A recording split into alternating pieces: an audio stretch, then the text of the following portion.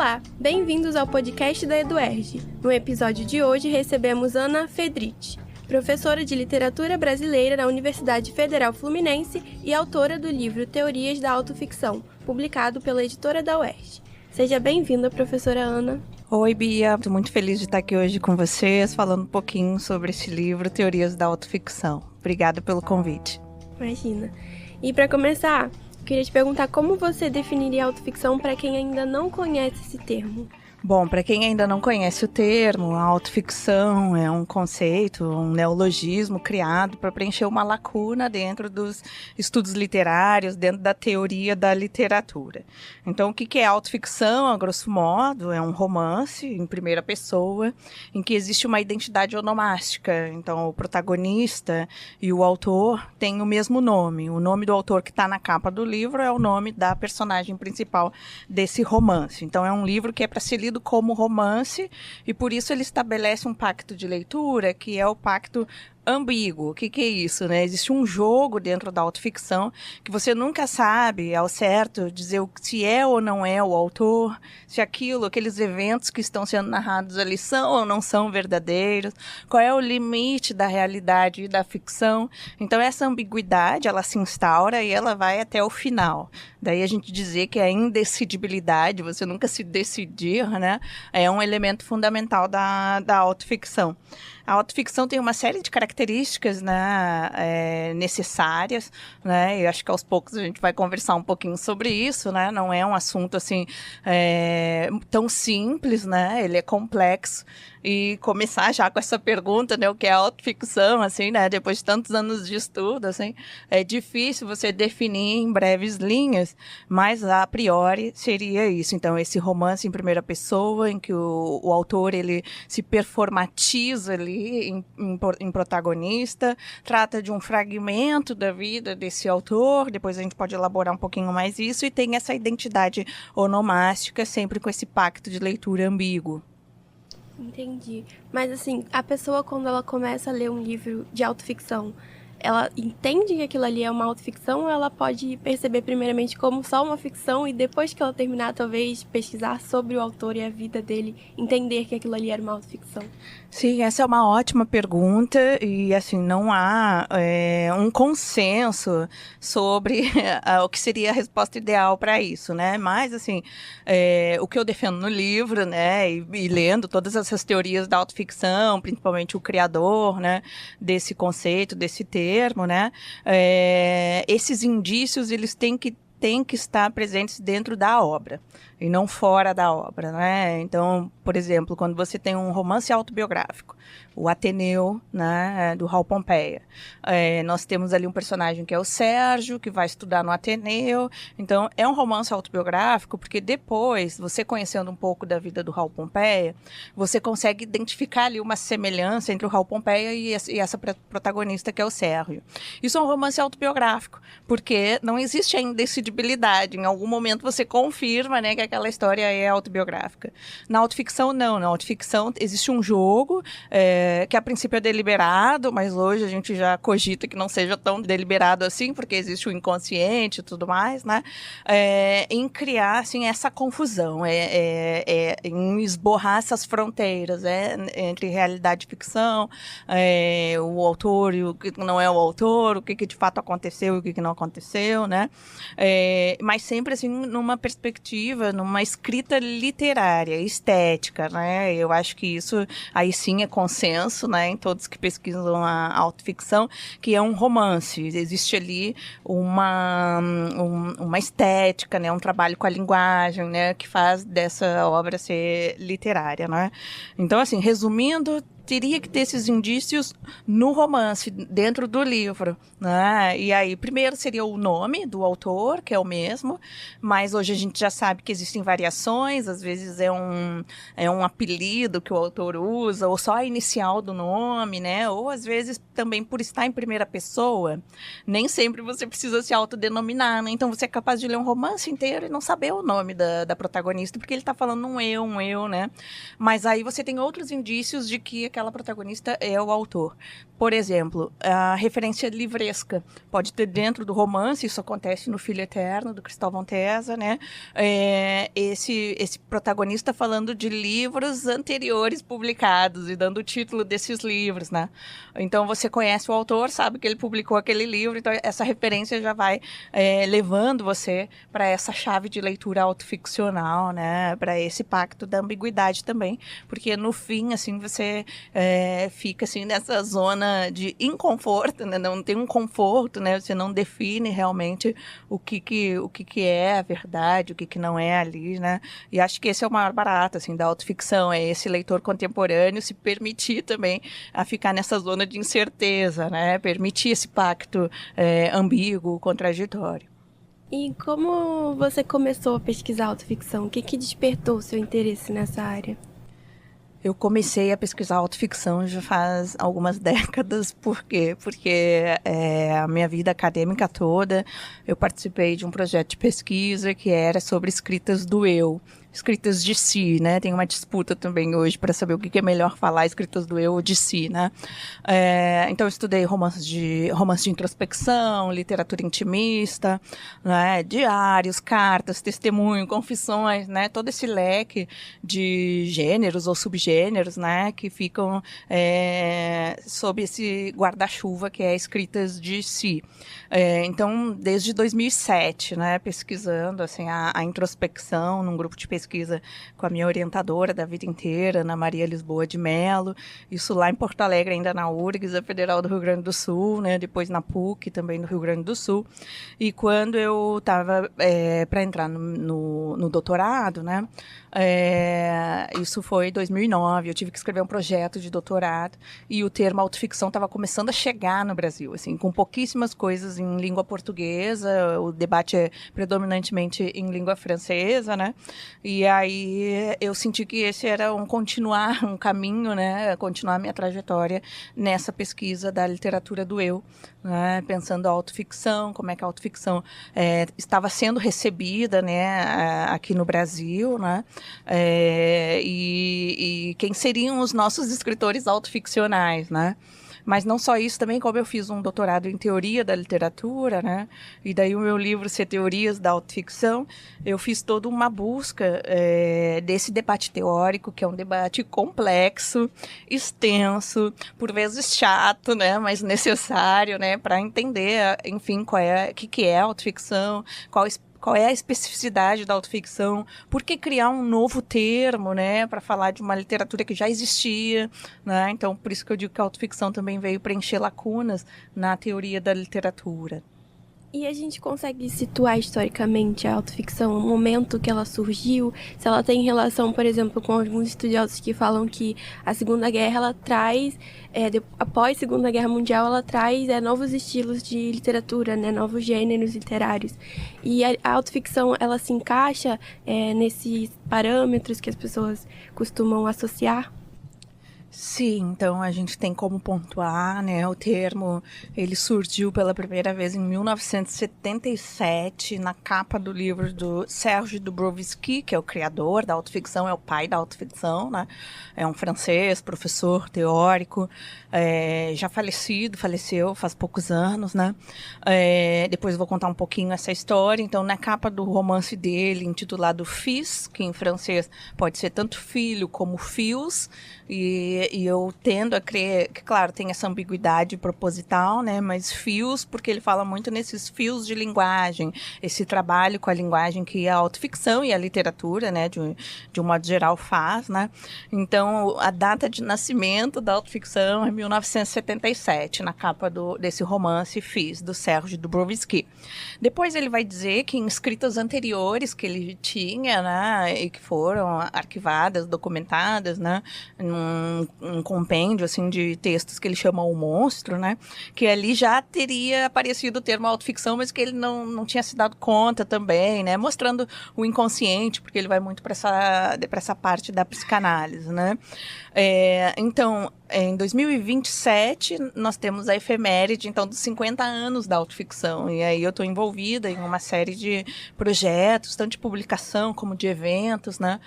Para comemorar esses 50 anos, justamente porque a gente tem essa data, né? 1977. Depois, então, de ele publicar na capa do romance, que ele vai falar que a autoficção é uma aventura da linguagem, né? Que não é como a autobiografia, que a pessoa, né, no fim da sua vida, uma pessoa muito importante, vai fazer todo o retrospecto, né, desde a infância, que a autoficção não é isso, né, a autoficção, ela parte de um fragmento, pode ser de um divórcio, por exemplo, um luto, né, então tem autores que perderam o pai, como o romance Ribamar, do José Castelo, que é uma autoficção lindíssima, né, então ele perde o pai, então ele parte desse luto do pai, a morte de uma filha, um filho com síndrome de Down, então assim, é um fragmento da vida e a partir desse fragmento o autor elabora ali a sua literatura, né? Então é muito diferente da autobiografia que você tenta, né, dar conta ali da vida toda. Tudo isso tá ali nas poucas linhas que ele publica na capa desse livro em 1977, e aí depois a gente vai explorar um pouquinho mais, né, o que estimulou ele a pensar a autoficção e criar esse neologismo, né? E a relação com a Segunda Guerra Mundial, né, é uma pergunta muito interessante, porque eu tenho visto, assim, pessoas comparando, ou então, comparando sempre a autoficção com a escrevivência, né, da Conceição Evaristo e tudo mais, que a escrevivência seria essa escrita coletiva e a autoficção uma escrita umbiguista. E aí eu sou totalmente contra essa distinção, né, em relação à escrevivência não, né, mas em relação à autoficção eu posso falar com propriedade, porque eu estudo há décadas disso, assim, então a autoficção não é uma escrita umbiguista, é claro que pode ser, dependendo do autor, dependendo do romance, né, mas o próprio Sérgio Dubrovsky, ele traz todo esse trauma coletivo do Holocausto, ele é um judeu que sai da França, vai para os Estados Unidos, então esse trauma volta na literatura dele várias vezes, né, então essa necessidade de escrever também sobre um trauma que é coletivo, mas que, claro, traz essa dor que é a dor individual, a dor dele, né. A autoficção tem um aspecto que é o aspecto noir, né, que é o aspecto dramático. Então, quando eu escrevo sobre o luto, a perda do meu pai, eu estou falando também de uma dor universal. Várias pessoas que passaram por isso também vão se identificar, né? Então, eu acho, assim, muito injusto, né, você falar de um modo geral que toda a autoficção ela é umbiguista, individualista, né, e fazer um contraponto com a escrevivência. Eu acho que são práticas diferentes, né, e é bom que a gente entenda as especificidades das duas práticas, né, mas sem desmerecer uma ou outra, né? E você acha que, de alguma maneira, a autoficção ela se relaciona com esse contexto contemporâneo das redes sociais, onde todo mundo consegue contar uma narrativa através da sua própria experiência pessoal? Isso teria alguma tendência de um aumento desse gênero no mercado editorial, de mais livros sendo publicados nessa linha? Sim, sim, também ótima pergunta, né? Eu tenho uma colega que eu admiro muito, que é a Luciene Azevedo, que está na Universidade Federal da Bahia, e ela escreve muito sobre esse ponto, né? A relação da autoficção com as redes sociais, com os blogs. Na época eram blogs, hoje o blog já está ultrapassado, né? Mas é essa superexposição do eu, né? Que às vezes pode ser um exibicionismo, né? Às vezes não, mas eu vejo muito também nessa escrita de si, nessa escrita do eu, seja nas redes sociais ou mesmo nos livros, né, como uma necessidade de falar de si, uma necessidade de elaboração, né, uma necessidade de autocompreensão.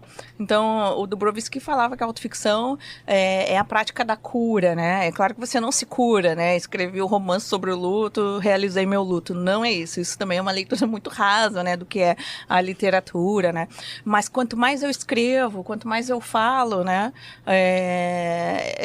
eu estou ali praticando a minha cura, né, desses traumas, dessas dores, né, então eu acho que isso é possível tanto no caso dos escritores que têm acesso às editoras, né, eles podem escrever e publicar, a gente sabe que não é fácil, nem todo novo escritor consegue esse espaço, né, e nas redes sociais o mesmo movimento, né, para além daquele exibicionismo que é sempre muito criticado, eu acho que nem sempre, o que eu estou querendo dizer é isso, nem sempre é exibicionismo, às vezes a pessoa só não tem a chance de publicar a sua autoficção, né? Ela aproveita aquele espaço também como um espaço de autocompreensão, de falar de si, essas narrativas de si, né? Então, a internet veio também para para democratizar. Hoje a gente descobre novas poetas, novas escritoras, né, pela internet, até elas ganharem algum espaço dentro das editoras, né. Então, aí eu super recomendo, assim, os artigos, o trabalho da Luciene Azevedo, que explora isso, assim, a fundo, né. E acho que você chegou até a comentar sobre isso, que é a questão da figura do narrador, protagonista, autor. Eu queria que você desenvolvesse um pouco mais esse conceito e como que funciona essa abordagem dentro da narrativa. Perfeito. Então, nesse livro, né, que a gente está falando aqui hoje, né, o Teorias da Autoficção, na verdade ele é fruto da minha tese de doutorado, mas depois eu fiquei 7 anos trabalhando, né, atualizando, né, até se transformar em livro, né. Então eu atualizei uma série de coisas, e uma dessas coisas é esse capítulo final, que é por uma definição, né, um consenso mínimo, né, sobre o que é autoficção, para fugir um pouco do risco, que é o risco da banalização. Então, ali eu trago todas as condições necessárias e suficientes, né, para a gente definir o que é autoficção, ou identificar, né, uma autoficção. Na literatura, porque a autoficção também já extrapolou as fronteiras literárias. A gente fala em autoficção no cinema, docuficção, né, em artes plásticas, né, no teatro, né. Então, a autoficção é um termo também que saiu do campo literário, né. A gente encontra em outras práticas artísticas, né. Então, dentro desse romance autoficcional, né, a gente tem que ter mistura de realidade e ficção, mas isso é uma condição necessária, ela não é suficiente. O que eu quero dizer com isso? Que não é suficiente para definir o que é autoficção, porque mistura de realidade e ficção você tem em outros tipos de prática, né? Como num romance histórico, um romance autobiográfico. Então, é uma característica da autoficção, mas ela não é suficiente, ela é necessária. E a identidade onomástica, e aí vou para a sua questão, que é o que é a identidade onomástica, né? O autor, o personagem, o protagonista, eles têm o mesmo nome, e esse nome, como eu disse, ele não precisa ser, assim, totalmente explícito, né? Como faz o Ricardo Lísios, né? Ricardo Lísios coloca lá Ricardo Lísios, né? Nome e sobrenome, né? Mas o Gustavo Bernardo, que é professor aqui da UERJ, ele coloca as iniciais. Cada escritor vai ter o seu jeito, né? De mostrar que aquilo é uma autoficção, né? Por mais que ele nem saiba o que é autoficção. Veja bem, os escritores, eles não têm essa função de definir o que eles fazem, é a gente que faz isso, né? E aí, então, tem essa identidade onomástica, ela é fundamental para criar esse pacto, né? Porque sem essa identidade onomástica, a gente volta lá para o Ateneu, né? Vira, assim, uma ficção e um mascaramento do autor. Então, o Raul Pompeia, ele está ali mascarado, né, no personagem do Sérgio, que vai para o Ateneu. Então, não cria o pacto ambíguo, né? Você lê como uma ficção, e se você conhece o autor, ou depois tem acesso a entrevistas e tudo mais, aí você, como o Romain Clé, né? Você vira essa chavezinha, você descobre ali quem é. E na autoficção não, porque os elementos estão no texto.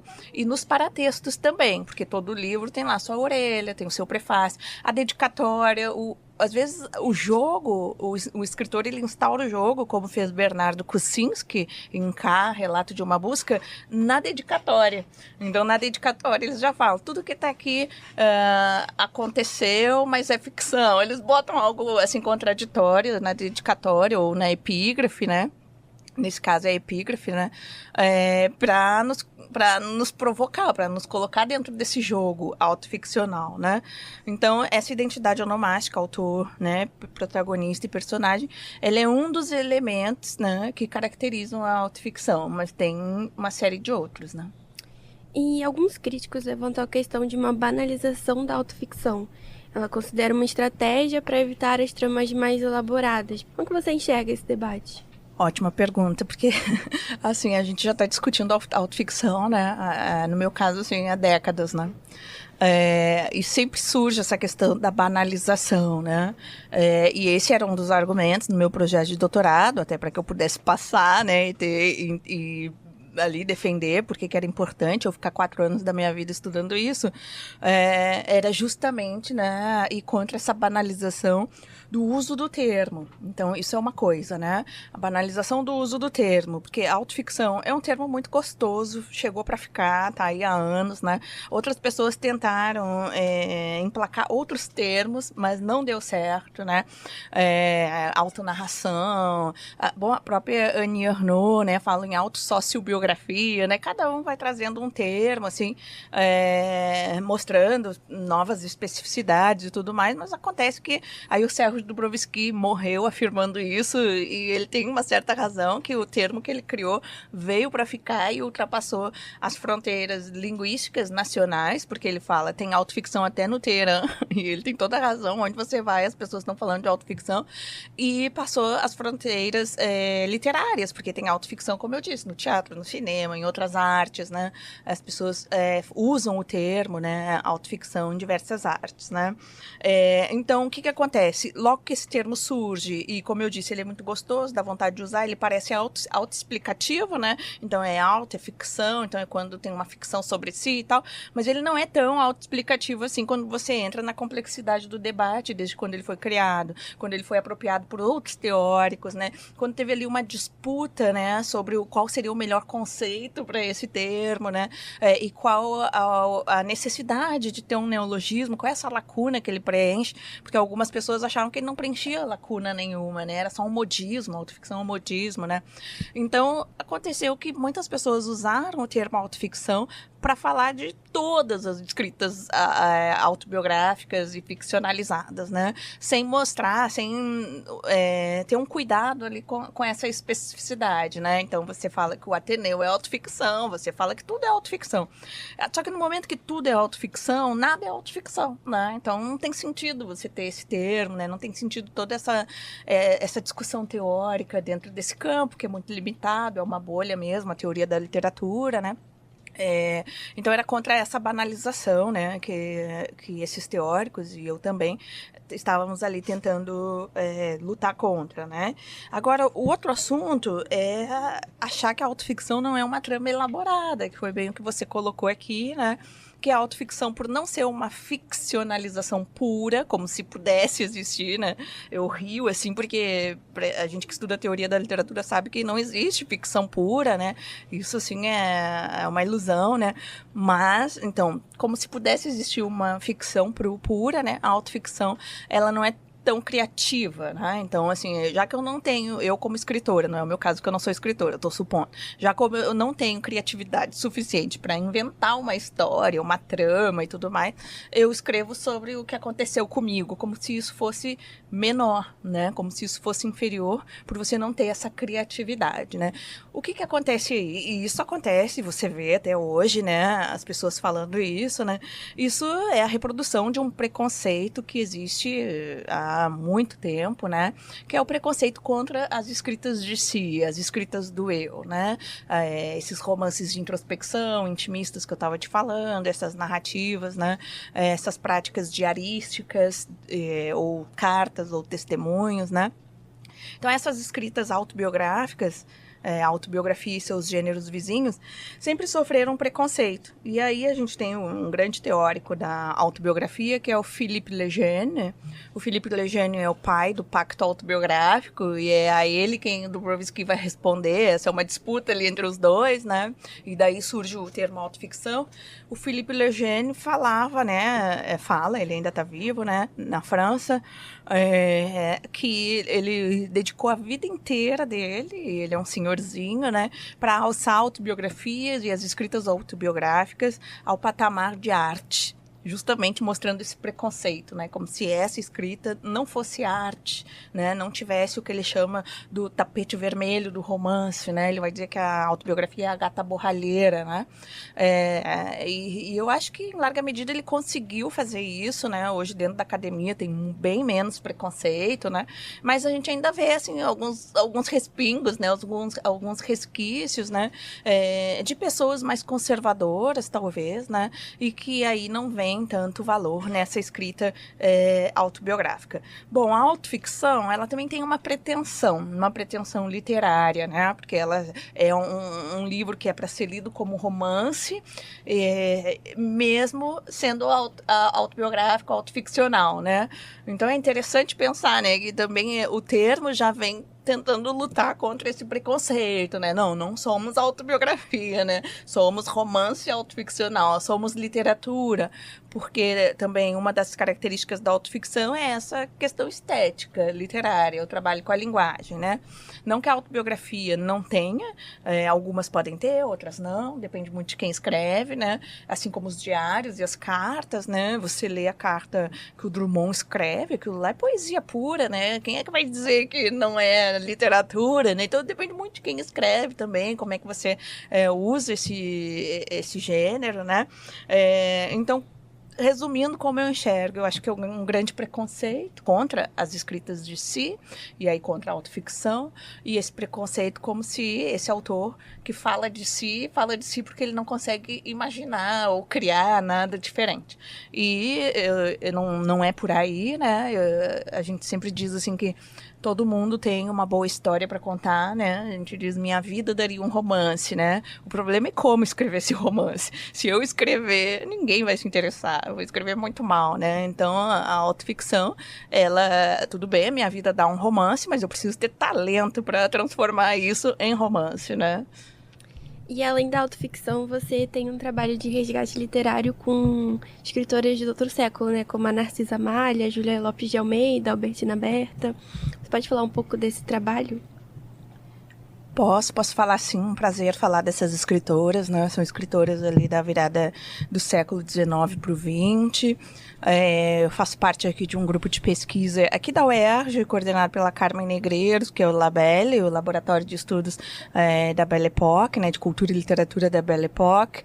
E aí dentro desse grupo, né? O meu papel é estudar as escritoras, né? Da Belle Époque, escritoras brasileiras. Eu sou professora de literatura brasileira, acabo focando bastante na literatura brasileira, né? São escritoras que foram injustamente apagadas, que quanto mais você estuda, mais você vê que elas eram integrantes do sistema literário, né, conforme lá o que o Antônio Cândido nos diz, né, o sistema literário tem que ter um autor, um público e uma obra, né, então elas publicavam em grandes editoras, publicavam muito. Júlia Lopes de Almeida foi uma best-seller, né, a Narcisa Malha publica pela editora Garnier em 1872, uma poeta romântica, mas que flerta ali com parnasianismo, com simbolismo. Então não publicam por qualquer editora, né, Albertina Berta também vendeu muito. O primeiro romance dela, Exaltação, de 1916, tem uma carta do Lima Barreto para o Monteiro Lobato. Monteiro Lobato é o editor do Lima Barreto, e que ele está lamentando que não vende o Policarpo Quaresma, né, que está muito mais barato que o Exaltação da Albertina Berta, mas que a Exaltação já está esgotado, né, e Gilca Machado também esgotada, né. Até nessa carta, é uma carta assim um pouco demonstrando assim, uma dor de cotovelo, né? E também como o espaço literário, o meio literário é um espaço em disputa, né? Um território contestado, como diz a Regina Dal Castanho, porque ele vai dizer, então, que a Albertina Berta e a Gilca Machado estão vendendo muito por conta do teor erótico da sua literatura, no caso da Gilca, poesia, né? Da Albertina, romance, e pelo mau gosto do leitor carioca. Então, assim, tem ali, né, um desmerecimento do que elas estão produzindo, né. O caso da Júlia Lopes de Almeida, assim, para mim é o mais paradigmático, porque ela é um fenômeno literário e editorial, publica em vários gêneros, romance, conto, novela, ela é uma dramaturga. Eu estou estudando agora com meus alunos na disciplina de dramaturgia brasileira a peça Quem Não Perdoa, que é uma peça que foi encenada no Teatro Municipal em 1912. Isso não é pouca coisa, né? Teatro Municipal aqui do Rio de Janeiro, uma peça sobre um feminicídio. Então, assim, é chocante, assim, pensar que nesse início do século XX essas escritoras estão publicando, estão ocupando esses espaços de poder que ela publicava uma crônica semanal no jornal O País, a crônica se intitulava Dois Dedos de Prosa, né? Vendiam muito, a Júlia ganhou muito dinheiro, ela era escritora profissional, assim, vivia disso, né? Enfim, mesmo tendo ajudado a idealizar a Academia Brasileira de Letras, acabou ficando de fora daquela lista de 40, né, imortais. Demora 80 anos para uma mulher poder entrar na Academia Brasileira de Letras, né? Então eu venho fazendo esse estudo dessas escritoras, essas 3 são cariocas, ou do Rio de Janeiro, fluminenses, né?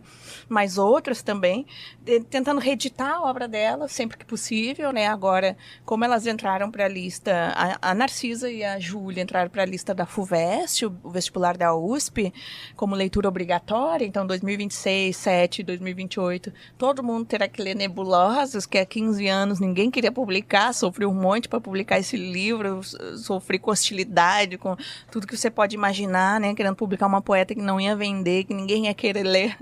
E eu dizia para a editora, meus alunos vão querer, né? Muito ingênua, né? Porque a editora, para sobreviver, precisa vender milhares, né, de exemplares, né? E agora é o contrário, né? Um movimento contrário, todo mundo querendo publicar, a Narcisa Malha e a Júlia Lopes de Almeida. Claro, por essa questão muito pragmática, né? Que é a lista de um vestibular, mas isso movimenta o mercado editorial, né? Traz à luz essas escritoras e também as nossas pesquisas que são feitas aí há décadas dentro da universidade, e parece que o que a gente faz dentro da universidade ainda fica muito invisível, né? Não chega muito para o grande público, a ponto de vários quererem fechar a universidade pública, né? Porque não entendem assim, a importância do que a gente faz aqui dentro. Uma parcela de culpa talvez nossa, porque a gente fica muito aqui na bolha, né? Publicando para os nossos pares, né? Não procura muito sair também, né? Mas estou bem feliz com esse cenário atual, assim, porque eu também venho estudando essas escritoras aí desde 2014, né? Quando eu tive um pós-doc na Biblioteca Nacional. Então foi isso, assim, a Albertina Berta foi tema da minha dissertação de mestrado. Eu ainda não estudava a autoria feminina, o que me levou a Albertina Berta foi o romance dela, porque é um romance de introspecção, é uma escrita do eu, né? Então, e aí a partir daí, me lembro lá na época, 2008, né? Não fazia ideia de quem era a Albertina Berta, né, da importância dela. Eu estava só preocupada ali com o romance e com as teorias do romance, enfim, né? E aí fui estudando, fui vendo, assim, como ela era mencionada quase diariamente na imprensa periódica, né? Ela, uma mulher muito erudita, filha do conselheiro Lafayette, publicou os romances, foi lida por todo mundo, né? Publicada também por grandes editoras, né? Uma mulher que ficou conhecida como madrinha de Nietzsche no Brasil. Ela é uma das introdutoras dos estudos de Nietzsche no Brasil, né? Isso não é pouca coisa, porque quando é que a mulher podia estudar primeiro, né? Não tinha essa igualdade que a gente tem hoje, né? É o que eu falo muito para minhas alunas de letras, para valorizarem também, né, o fato de estarem aqui estudando, né? E ainda leitora de Nietzsche, né? Então, assim, e ela deu conferência sobre Nietzsche, e aí eu fiquei chocada, como assim, né? A gente não sabe nada de Albertina Berta, né? E ela era muito famosa, né? Uma best-seller também no início do século XX, né? E aí, esse é o destino, assim, de todas elas, né? Aí depois fui mergulhar na obra da Júlia Lopes de Almeida. Hoje eu estudo muito a crônica da Júlia, porque a Júlia é uma cronista do Rio de Janeiro. A gente está fazendo um mapeamento da cidade do Rio de Janeiro pelas crônicas e pela obra literária da Júlia, algo muito similar que já existe com Machado de Assis, mas a gente não pensa numa mulher cronista, né? E uma mulher flaneuse, né? Porque a gente sempre falava do flaner, esse homem que anda, que observa a cidade, o movimento da multidão, esse poeta moderno, né? Com Benjamin, com Baudelaire. E aí hoje, então, eu me dedico a trazer à luz, então, esse perfil da Júlia Lopes de Almeida Flaneuse, né? Flaneuse do Rio de Janeiro, né? E essa sua pesquisa sobre as mulheres, ela se relaciona de alguma forma com a sua pesquisa em autoficção, ou são temáticas, assim, totalmente diferentes? É bem diferente, porque a gente tende a usar também o termo autoficção para falar de uma literatura mais contemporânea, né, e tudo mais, mas tem uma relação, sim, porque quando eu estudei Albertina Berta lá no mestrado, né, estudei dentro desse guarda-chuva das escritas do eu, né, pensando ali um romance de introspecção, que tem uma protagonista em primeira pessoa, que tem umas técnicas, assim, no meio do romance aparece um diário, aí você tem acesso, né, a essa mente narrada, né. tem cartas, tem troca de cartas, né? Então, faz parte, assim, da mesma pesquisa, né? Entendendo essa literatura do eu. E a autoficção é também uma literatura do eu, né? Mas uma literatura do eu, podemos pensar assim, mais contemporânea, né? É claro que o próprio Sérgio Dubrovsky, ele criou o termo, né? E depois foi muito rebatido, teve um longo debate teórico, né, sobre o termo da autoficção.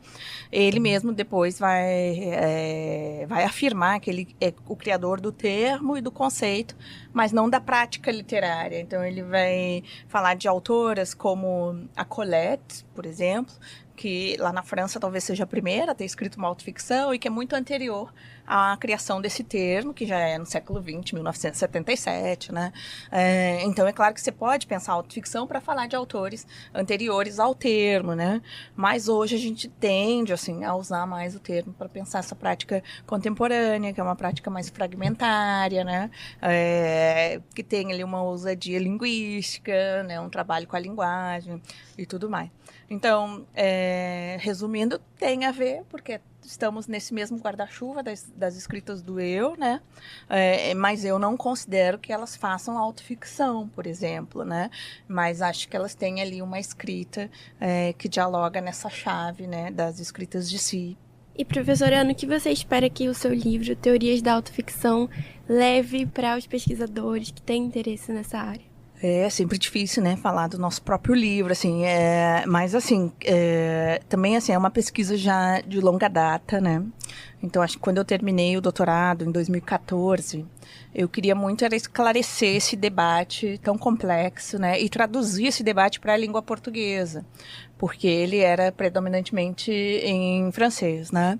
Hoje a gente já conta, assim, com a tradução da Jovita Noronha e da Maria Inês Guedes, por exemplo, né, a Jovita traduziu o Pacto Autobiográfico do Philippe Lejeune e outros textos, então essa tradução dela, assim, é fundamental, e a Jovita e a Maria Inês, elas traduziram um livrinho que se chama Ensaios de Autoficção, em que elas trazem os principais ensaios, tem Dubrovsky, tem o Lejeune, tem o Le Carme, tem o Gasparini, então elas trazem os principais ensaios desse debate autoficcional em língua portuguesa.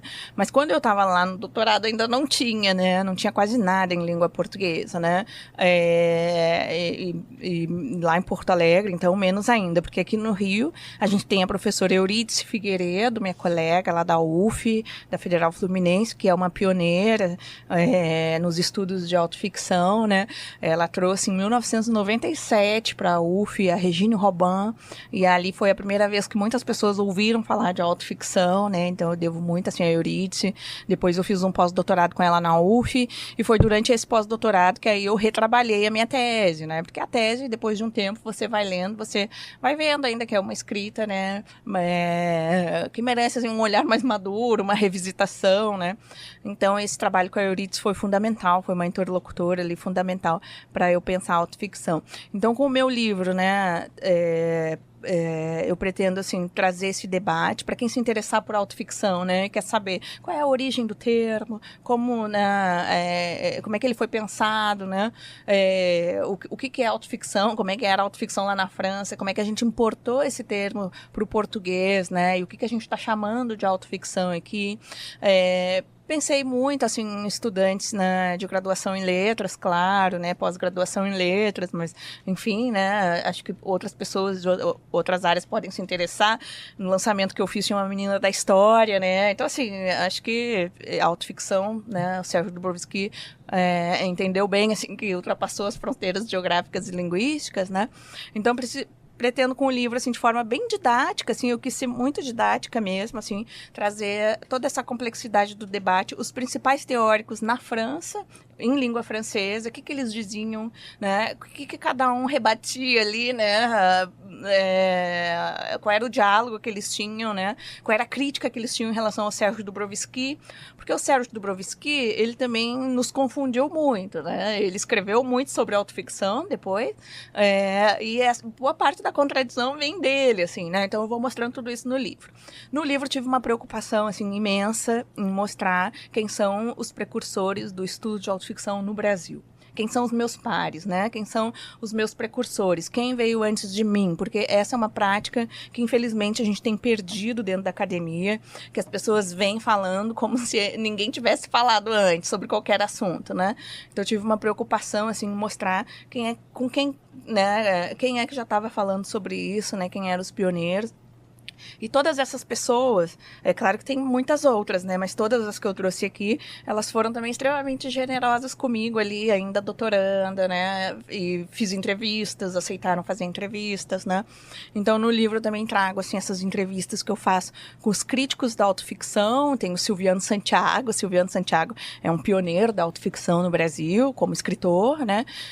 Mas como estudioso também. E o Silviano Santiago fica ali também nessa dupla nessa dupla função como escritor e como teórico, né, da autoficção, né? Então eu trago essas entrevistas para pensar a recepção do termo no Brasil, né? O que as pessoas estão pensando da autoficção, e entrevistei alguns escritores também, mas olha só, eu fiz essa entrevista em 2013, né? Acho que se eu fizesse hoje, eu teria respostas mais elaboradas, porque naquela época, alguns escritores, tem o Ricardo Lízios, tem o Marcelo Mirizola, eles ainda não estavam entendendo bem o que era autoficção, né? Tinha um receio, não, eu vou afirmar o que eu faço é autoficção, como assim, né? Porque não tinha um entendimento ali comum do que era autoficção. Eu acho que isso hoje está muito mais bem resolvido. Você vê, assim, um escritor como o Julian Fuchs, que se autodenomina um escritor autoficcional, ele tem uma carreira autoficcional, e ele fala, assim, com uma tranquilidade, se assume como um escritor de autoficção, entendendo essa prática literária, né? E também o que ele chama da escrita da delicadeza, porque quando você escreve sobre si, você escreve sobre o outro também, tem um limite, tem uma questão ética aí, né? Então, no meu livro também trago, assim, num capítulo sobre o perigo da autoficção, né? Essa questão ética, até que ponto eu posso expor o outro, né? Então, na França teve uma onda, assim, de processos, né, contra as escritoras autoficcionais, contra as editoras, por difamação, por superexposição, né? Como é que isso aconteceu no Brasil, né? Acho que com o Ricardo Lízios teve um pouco essa pegada, né? Esse questionamento ético, mas hoje não, hoje eu já vejo um outro caminho, assim, com Julian Fuchs, Natália Timmerman, Paloma Vidal, o Carrascosa, adoro a literatura do Carrascosa, são escritores que não têm esse apelo, assim, midiático e da superexposição e tal, e fazem um trabalho, assim, uma escrita da delicadeza, como fala o Julian Fuchs, né? Então, assim, em resumo, espero que o livro venha, assim, esclarecer de forma didática esse longo debate autoficcional, trazendo os principais teóricos, pioneiros ali em língua francesa e no Brasil, e pensar essa recepção crítica aqui, e principalmente esse capítulo final, que é por uma definição da autoficção, por um consenso mínimo, assim, não que você vá definir categoricamente, né, mas um consenso mínimo, assim, para que quando a gente fale em autoficção, a gente esteja falando da mesma coisa, né, e não, assim, cada um considerando a autoficção uma coisa diferente. Assim chegamos ao fim de mais um episódio. Ana, muito obrigada pela conversa, parabéns pelo livro. Obrigada, Bia, eu que agradeço a você, Juerge, pela oportunidade, pela divulgação do meu livro. Obrigada. Lembrando aos nossos ouvintes que o livro Teorias da Autoficção está disponível no site da EduErj ou na livraria da editora, no campus Maracanã. O podcast da EduErj tem a apresentação de Beatriz Araújo, supervisão de Ricardo Gentigraf e edição de Ramon Lemes. Até o próximo!